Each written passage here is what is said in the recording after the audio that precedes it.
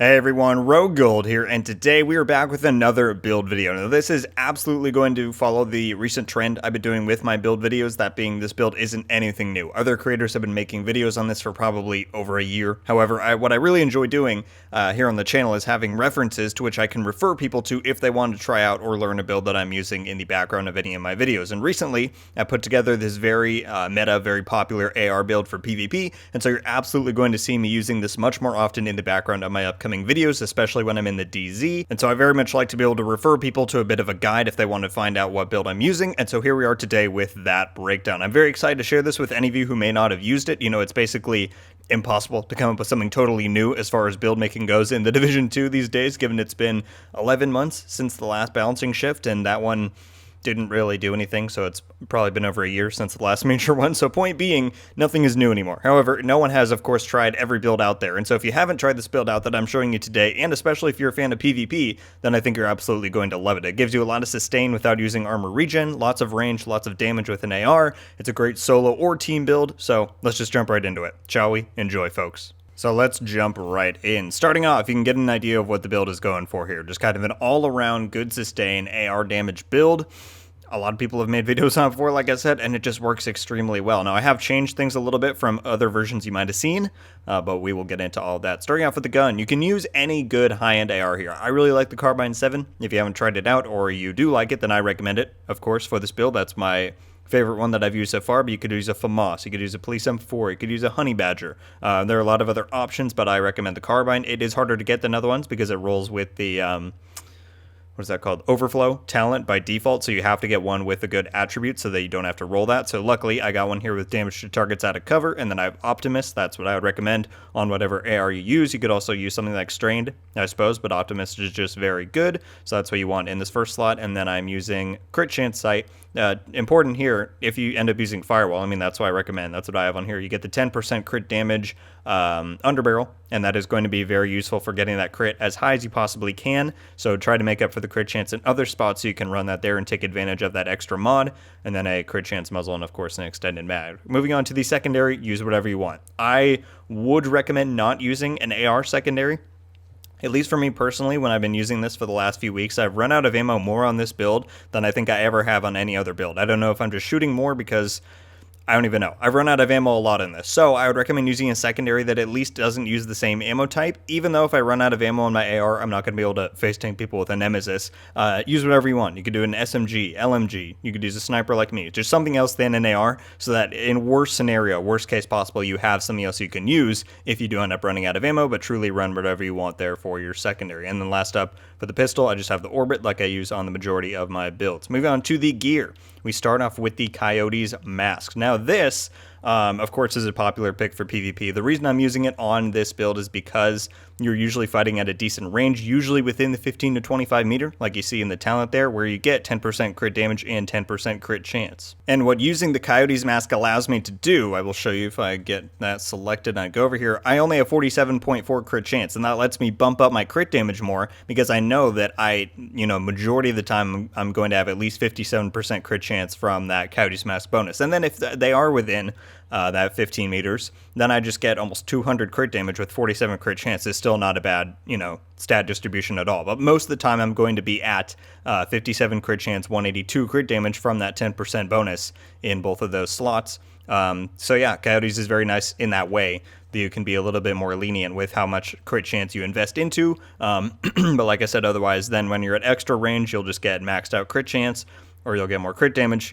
Great exotic. I recommend using it on this build, especially considering the range bonuses. Moving on to the chest piece. We have one piece of Fenris, of course, for the AR damage. On here, I have armor, crit damage, crit chance, crit damage mod with unbreakable. Now, I highly recommend 4 blues on this setup, and we will get to these pieces. But just in general, I tried 3 and 3. 3 blues and 3 damage rolls, and I just really like the way that 4 blues is. So if you maybe haven't tried that out, then I recommend it. Or if you really are set on 3 and 3, or 5 and 1, whatever, do it your way. But if you haven't tried it, I recommend 4 and 2. I really like that setup. Moving on to the holster, we have one piece of Grupo Sombra for that 15% crit damage, armor, crit chance, and crit damage. I need to optimize that a little bit, although the bar there is way off because it should be a lot closer to the max, but still, that's what I got on there. Moving on to the backpack, we have the Matador because we are using Adrenaline Rush. Now, some people might be a little confused, I suppose, about why I would want to use Adrenaline Rush and Unbreakable, it's really just because you're going for that sustain. The AR on itself with Optimist and with all that crit can do a lot of damage. And so you really, if you don't have armor regen, having Adrenaline Rush and Unbreakable with a shield from Firewall just makes you be able to stay alive a lot longer without any sort of sustain on in your attributes, right? And so you'll see in some of the clips, I go up to someone, pull out my shield.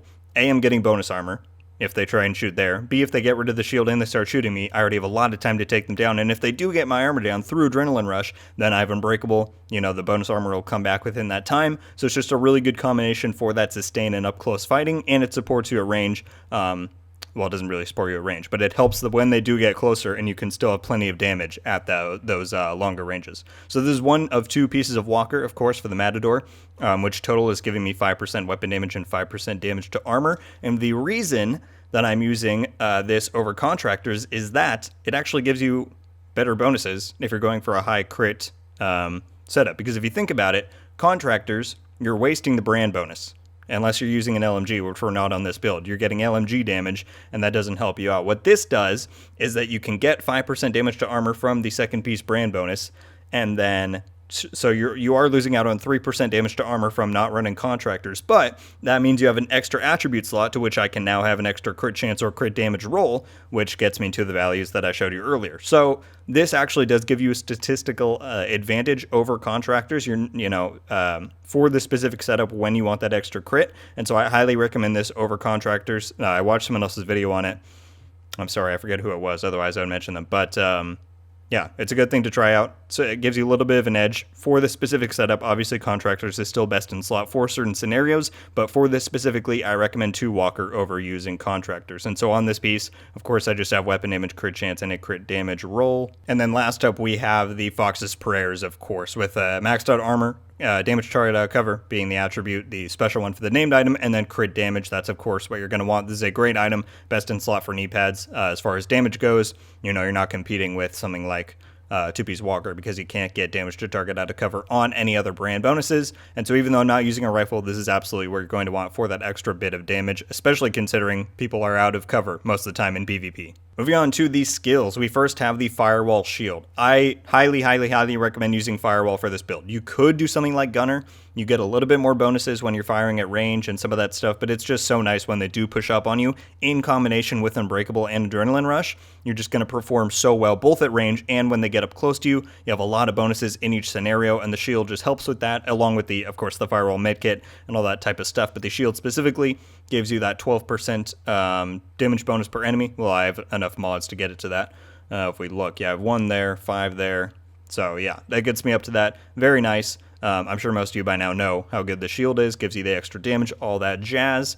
So certainly recommend that. For this, I have been running the EMP Sticky in a lot of my recent build videos, but when I play at range, I think that's when the decoy shines the most, because you can really get a lot of great outplays going. Is it super cheesy? Absolutely. I hate that it's in PvP, and I wish it wasn't, but I'm not just going to not use it and be at a big disadvantage. So when you're at something at range like this, you can throw this down a hallway when you're trying to camp something, and when people are coming down the hallway, they won't know where you are.